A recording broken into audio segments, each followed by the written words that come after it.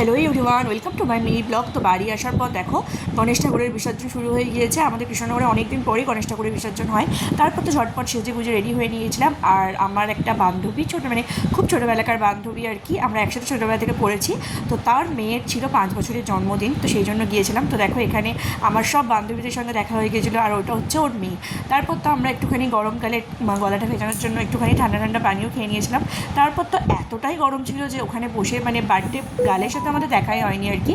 তো এই দেখো এখানে ছবিটা দেখিয়ে দিলাম এবং পরে ওকে দেখাচ্ছি। আর এইটা আমার একটা বান্ধবীর মেয়ে, আর ডেকোরেশনটাও খুব সুন্দর হয়েছিল। এই যে এইটা হচ্ছে বার্থডে গার্ল, আর যা গরম পড়েছিল ওই জন্য আলাদা করে একটা এসি ঘরে বসেছিল আর কি। তো ওখানে গিয়ে ওর সঙ্গে দেখা করলাম। এই যে ডেকোরেশনটা পুরোটা তোমরা দেখে নাও।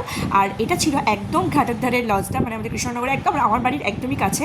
তো এই জন্য বেশ গণেশ ঠাকুর অনেকগুলোই এসেছিলো। তো আমরা খাওয়া দাওয়ার পর ওপর থেকে উঠে বেশ গণেশ ঠাকুর বিসর্জন দেখছিলাম। আর এই যে দেখো এটা হচ্ছে লাস্ট ঠাকুর মোটামুটি আমি দেখলাম, দেখে বাড়ি চলে এসেছি।